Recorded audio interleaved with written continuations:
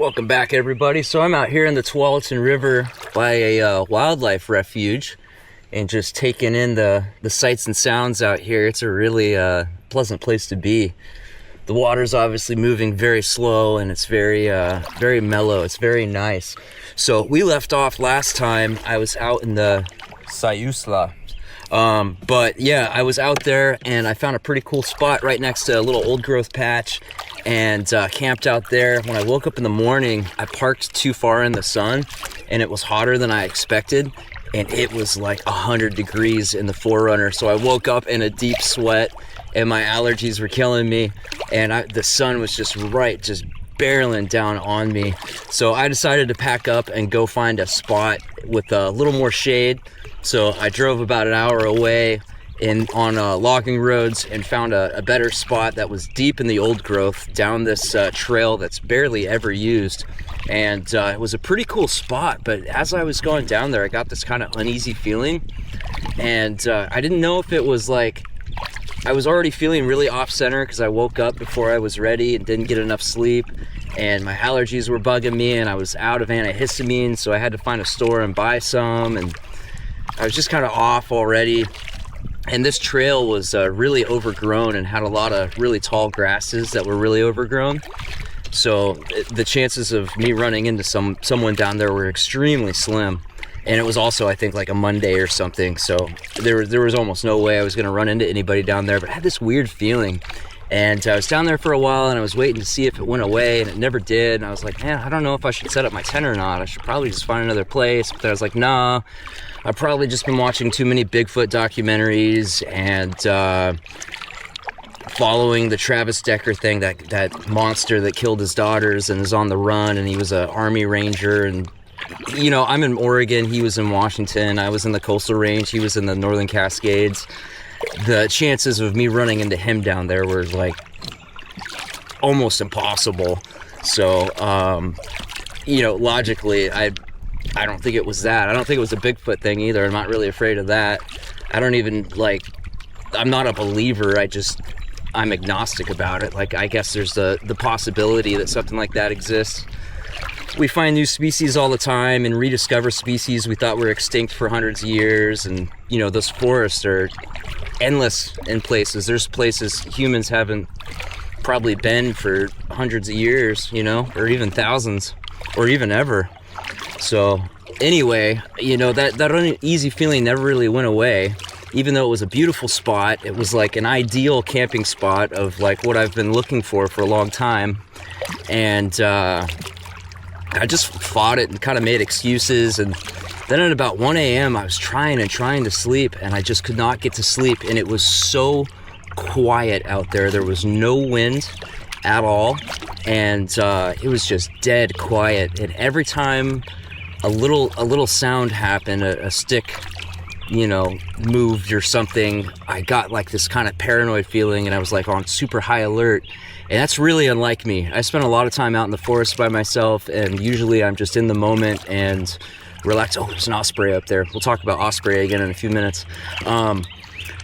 It's really unlike me to be like that. I don't get like that. And so it was really weird. And there were no birds, there were no bugs, there was nothing. All I could hear was the occasional semi-truck in the far distance, you know, miles away on the highway. And that was it. So at 1 a.m., I finally was just like, dude, I should have just trusted my gut and just gotten out of here. Something is off. I don't know what it is. I still don't know what it was. And I packed up my stuff and I left. And I went to a casino on the coast to sleep because I know it's really safe there, and it's okay to sleep there, and I won't have any issues, you know, sleeping in. And it's right next to the coast, so I won't wake up too hot, and I won't wake up from allergies either. Oh, there he goes. Look at that guy. Oh man, they're so cool. So this little area right here, if you look right there, there's all kinds of chews. I kind of wonder if this is a beaver den. There's a lot of chew marks here, and ton of wood piled. It also might just be an accident. It might be just like a log jam. I don't know, man. There's a lot of chew marks out here. Huh. keep my eye open. I might finally get to see my beaver, man. It's crazy that it's the beaver state, but I've never actually seen one in the wild. I think I saw one in a zoo one time. I see a lot of nutria though. The fur traders killed all the beavers out here and replaced them with nutria, so we've got nutria everywhere. Oh, look at that dragonfly, man. I can't wait to be able to bring my camera out here.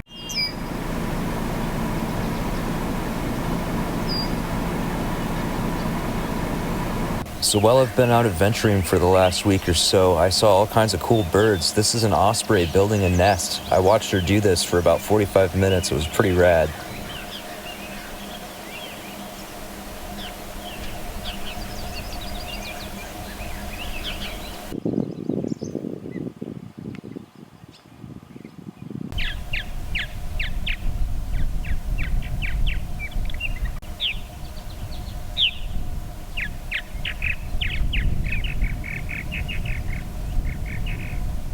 Alright, so what happened with the seasonal work thing? I was I applied for a ton of jobs, was trying to find something really well that worked.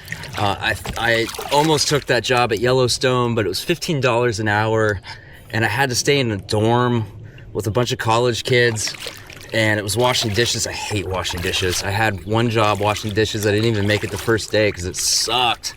And they were way understaffed. I was the only person there. They didn't have any training. There were no like tips and tricks of how to be more efficient or anything. It was just pure chaos. I hated it. Everybody was yelling and angry and upset, and it was just a terrible environment to be in. Wasn't a fan. So ended up not taking that job, even though it would have been cool on the weekends to go out and explore. It just wasn't. $15 an hour, man. I was barely making any money, so I ended up not doing that. And all the other jobs I've found that are seasonal, you gotta have an RV. You gotta be fully self-contained, have your own bathroom and shower and everything. Oh, look at these baby ducks swimming right up to me. Look at this. These little mallards. Oh, they slowed down. Let's see how close we get to them. So the seasonal work thing just requires an RV. Look at this, dude. He's coming right up to me.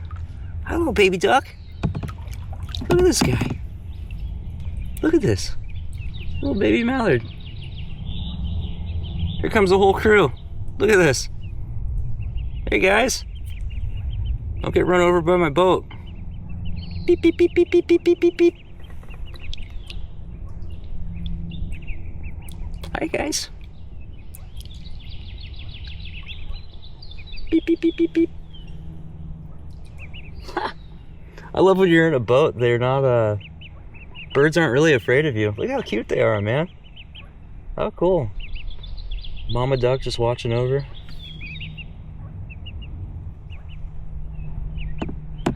Ha! This is cool.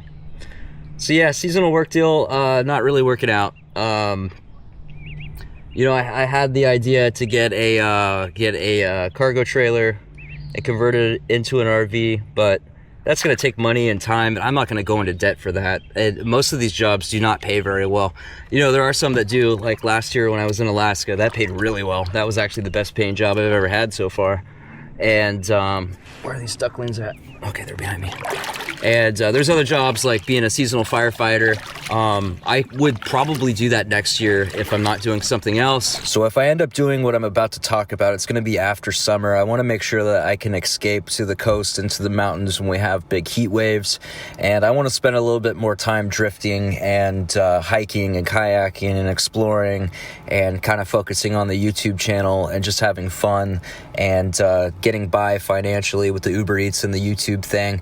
But I've also got a plan B that I won't be talking about in this video, so let's get into it. But I think the move for me is to find something that makes decent money and just get a place, because the van life thing and the 4Runner is such a pain, man. When you're out camping, it is so awesome, and I have an awesome car camping setup with that thing. I'm so happy with it. There's just a couple more little things I need to get, mainly making the 4Runner more capable, you know, skid plates, get a winch and rock sliders, and probably bigger tires, because I scrape a lot. on the factory skid plates. They're torn to shreds, man. I need to get some real skid plates on there and just a little bit more height. I'm talking, I have 31s on there. I need like 33s and I'll be okay, especially with good steel skid plates. So yeah, so I think the move for me is to do something that makes good money and get that thing paid off. That's the other thing, is I have bills. I have credit card debt like just about everybody else. I have a car payment now, and I didn't have that when I was in the Astro. I had no debt, and I was able to get by on like $1,000 a month or less. And I can't do that anymore. Now I need like $2,000. And yeah, so I think the move for me is to get a job making good money and get all that stuff paid off, get some savings going.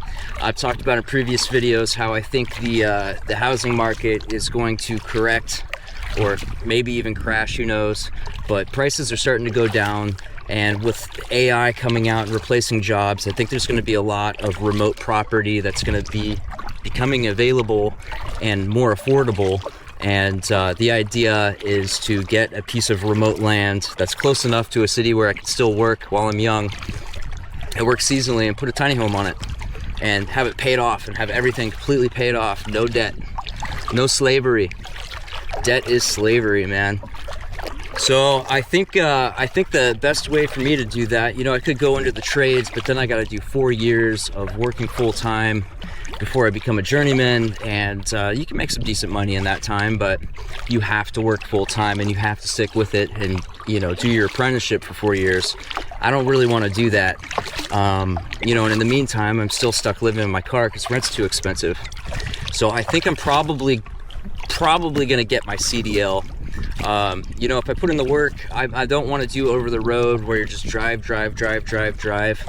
But there are regional jobs where you can work, you know, 4 or 5 days a week and come home on the weekends, be able to go out and explore. If I do that for 2 years, all my debt's paid off. I got a fat savings. I'm good to go. If I do it for 3, all my debt's paid off. I got a fat savings. I got a piece of property, and I got a tiny home, or close to it. You know, I got something that'll work. Maybe I just throw a travel trailer on there. And there are places where you can do that. They're hard to find, but they're out there. So I met a guy out here that was talking about, I was asking him if he's seen any otters out here, and he said he has never seen any, but he's seen a lot of beavers up past the wildlife refuge that's just right up here, and past a certain road. And he said there's never any people up there because there's nowhere to drop into the water. People usually go farther downriver or farther up.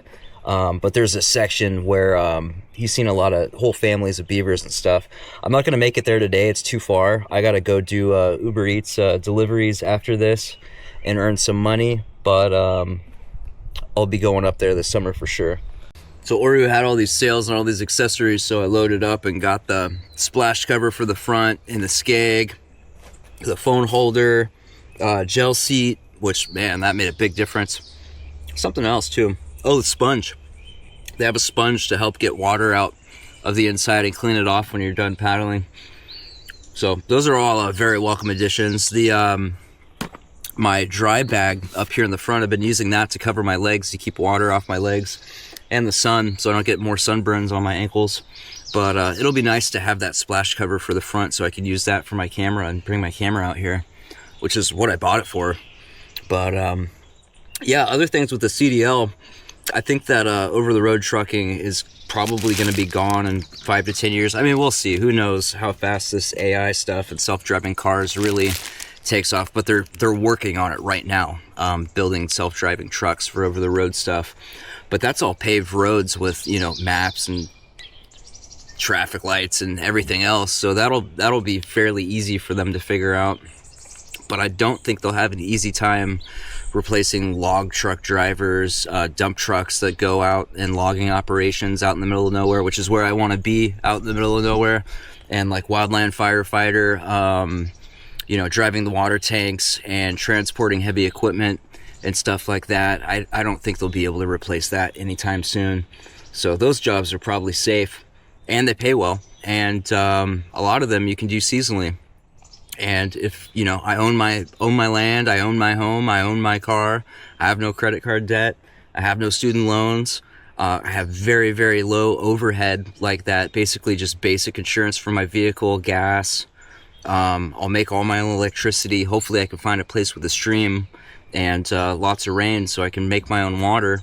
Basically just buying food and maintenance and stuff. You know, I can work 6 months out of the year, 3 months out of the year or whatever, and be able to pay my basic bills and maintain my property and my home and do the stuff I enjoy and spend the rest of the year going out and exploring and stuff and have the best of both worlds. Like I said, the van life in the 4Runner kind of sucks. You know, things have changed. All these parking lots, almost every parking lot I go to now has a sign that says 24-hour towing. You know, you can only park here if you're actively shopping. You can't park in parking lots anymore. Overnight sleep spots in the city has gotten a lot harder than it used to be. The way that police and security treat you, they just treat you like you're scum, like you're a complete lowlife. It's like, I'm just trying to better my life, dude. Like, whatever happened to a free country, you know? We're not free. When you live in your car, you realize how unfree we really are.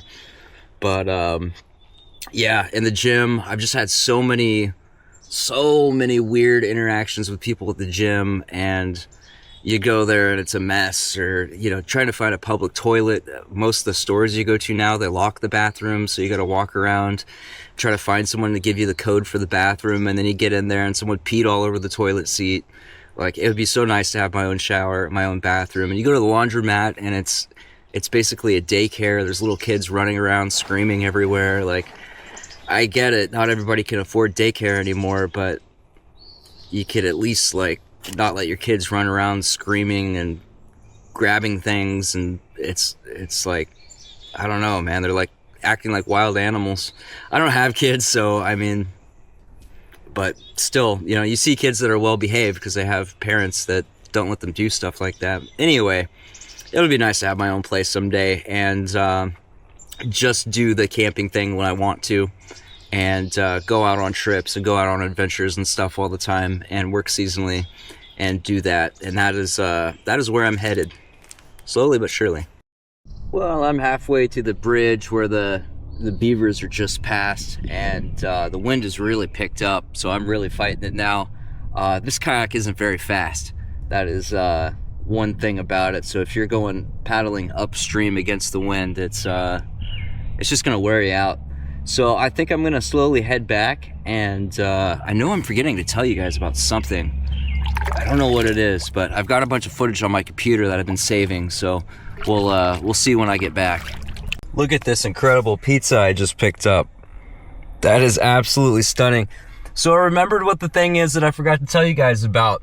The, what's the U.S. Coast Guard ship, the Eagle Baroque, which was a Nazi ship that the U.S. seized after World War II, and it is now a Coast Guard ship that they use to train cadets.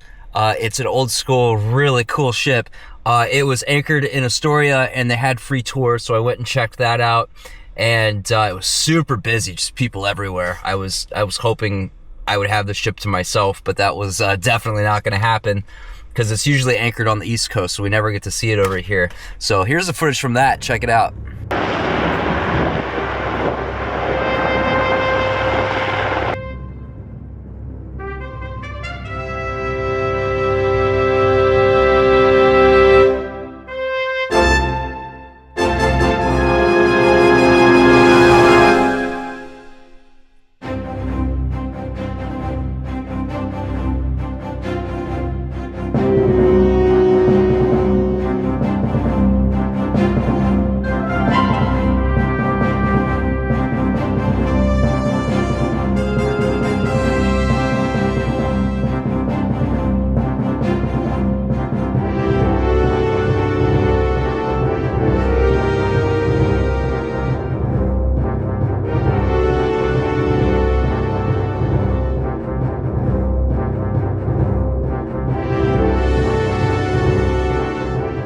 Man, that pie was insanely good. That was a really good pizza. I am totally stuffed. I ate that whole thing. I wolfed it down too fast. And then I sat for like a half an hour waiting for a good order to come in. Nothing came in. I don't really want to move or do anything anyway. I'm so full now.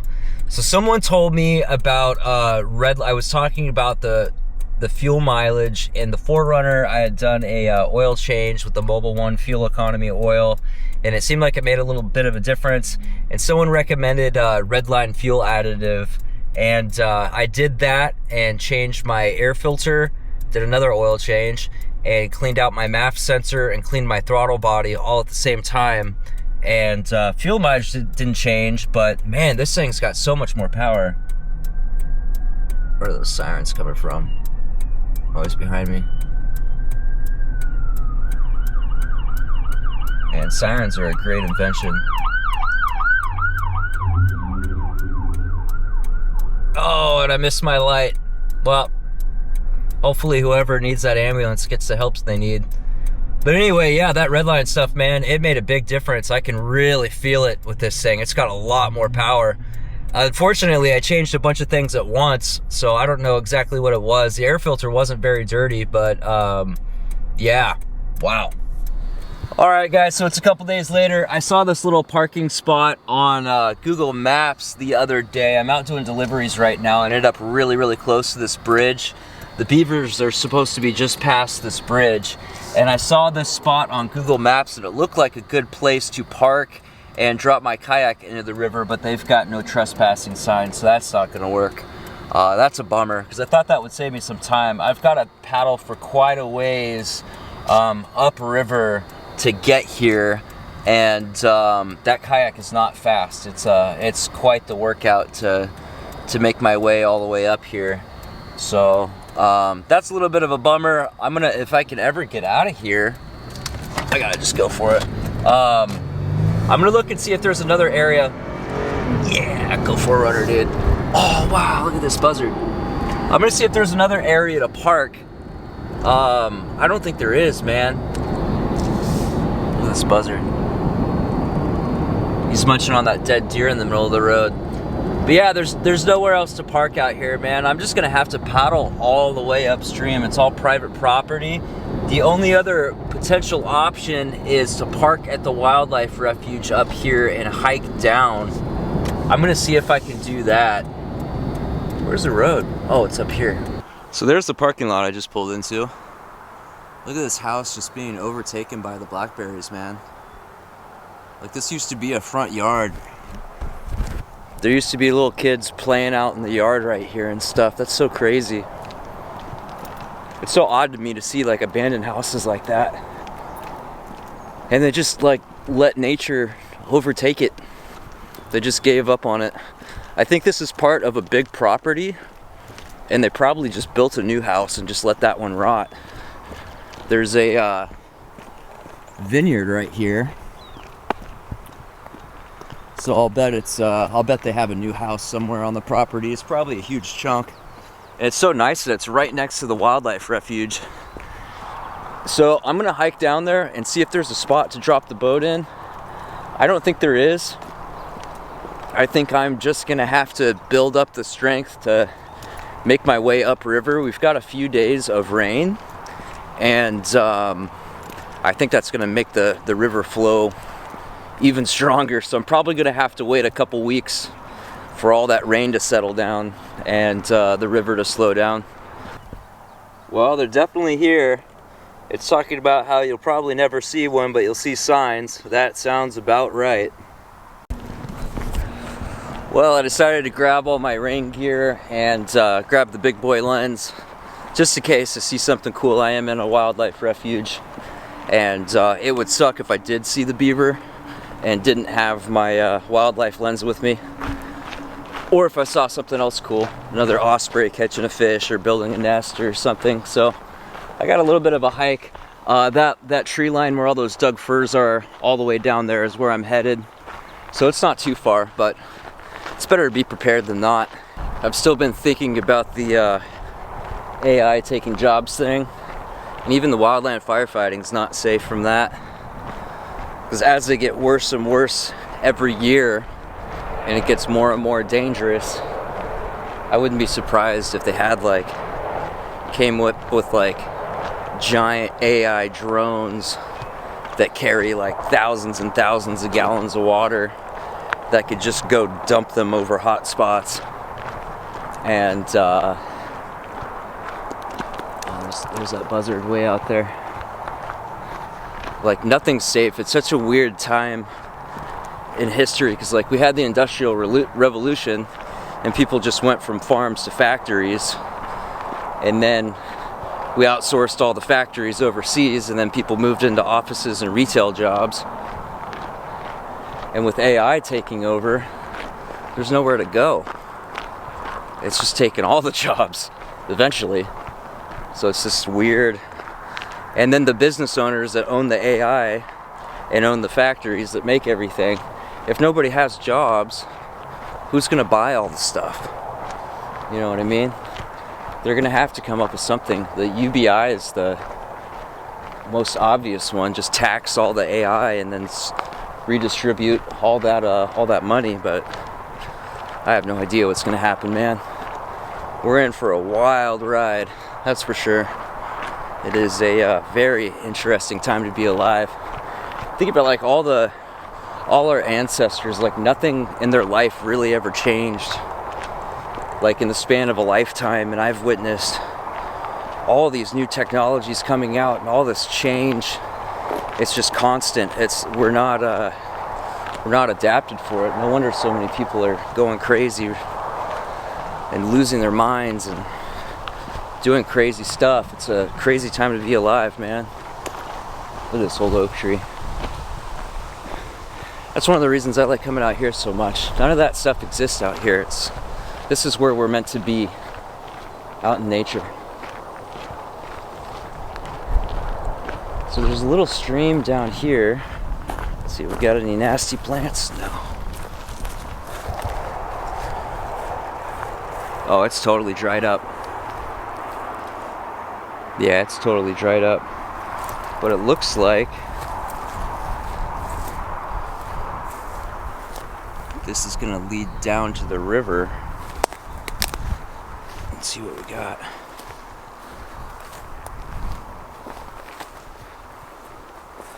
Yeah, this is a very well-used game trail right here. Looks like this comes right down to the river. Yeah, it does. Look at that. Huh.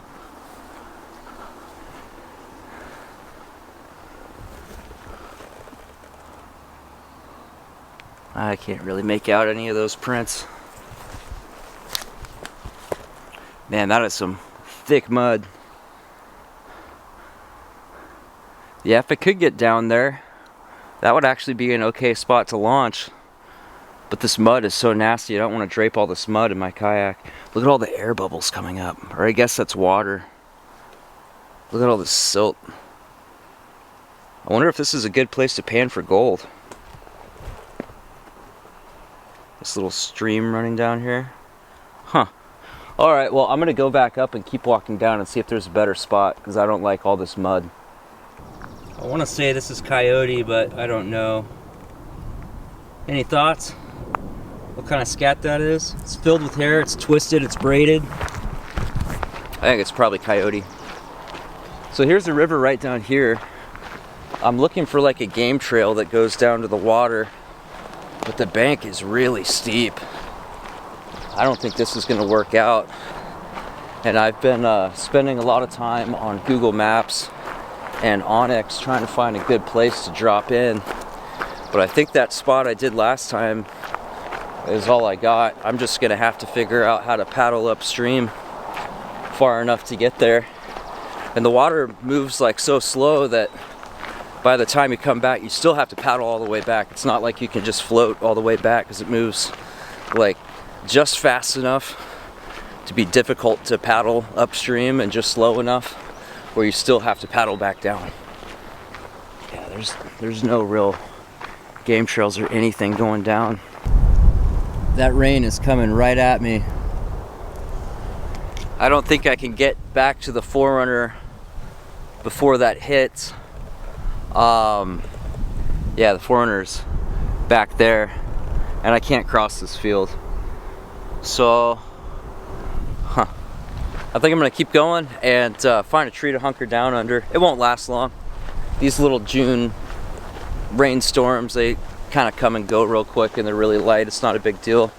Like I said, I grabbed all my rain gear, and my backpack's mostly waterproof, and it's got a rain cover if it does get really heavy, so I can protect my camera equipment, which is good. This bag was a good investment. Alright, I'm starting to feel raindrops. Time to get geared up. So I keep all my clothes in these Amazon pouches. There's my rain jacket. There's my pants. And no idea how heavy the storm's going to be, but I'm sure it'll be brief. I don't even know if I need to put the pants on.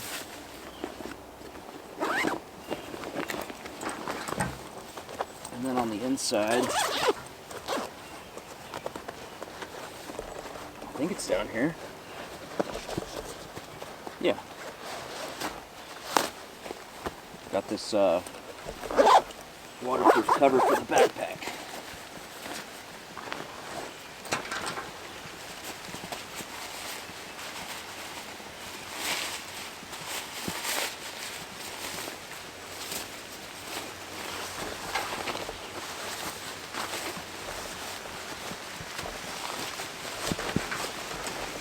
Yeah, it's starting to come down. I'm gonna put this camera away. Well, I'm on the iPhone now because it's a little more waterproof. But there's the river. Oh, I just watched something run up the bank. I don't know what that was. Yeah, see, it's still moving pretty slow. But we're up so high on the bank, there's nowhere to drop in, man. So I'm all decked out in my rain gear now. Even my boots are waterproof.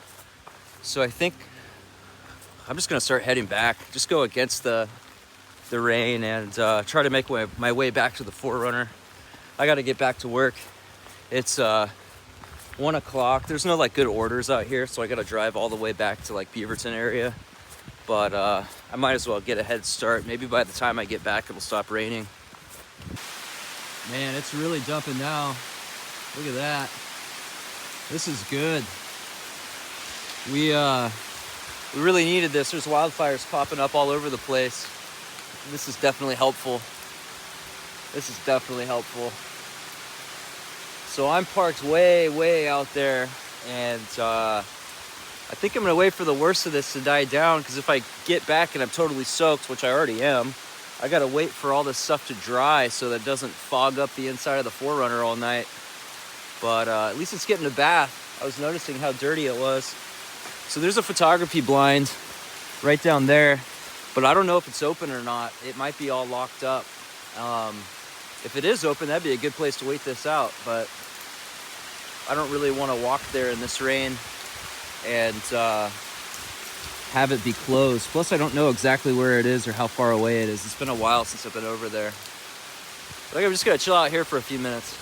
I got a nice, somewhat dry spot. All right, the rain slowed down a little bit. There's supposed to be another round in 8 minutes, so I am booking it back to the 4Runner. That DWR I used on this didn't work as well as I had hoped. I'm a little soaked.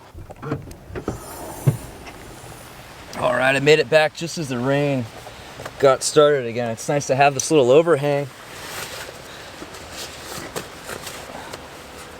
This little rain cover worked quite well. Impressive.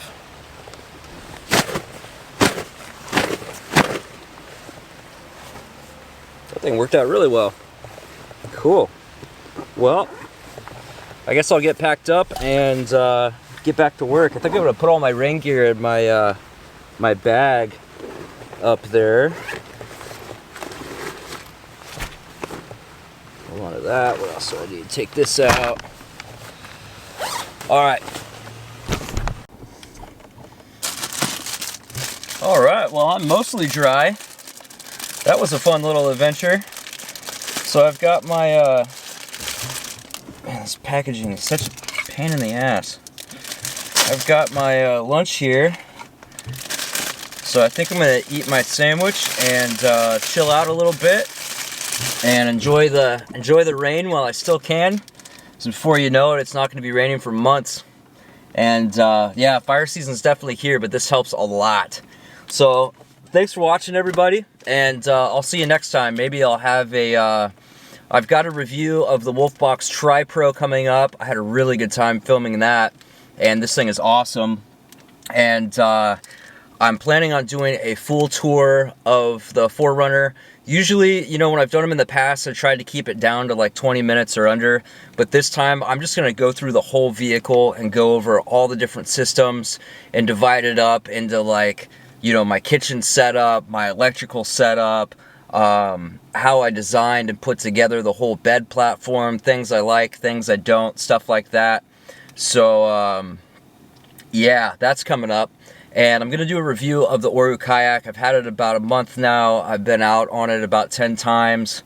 I've put a hole in it. Yeah. So, thanks for watching, everybody. I'll see you next time. Man, I'm glad I came back when I did. We got some hail going on out there. Look at that. This is awesome.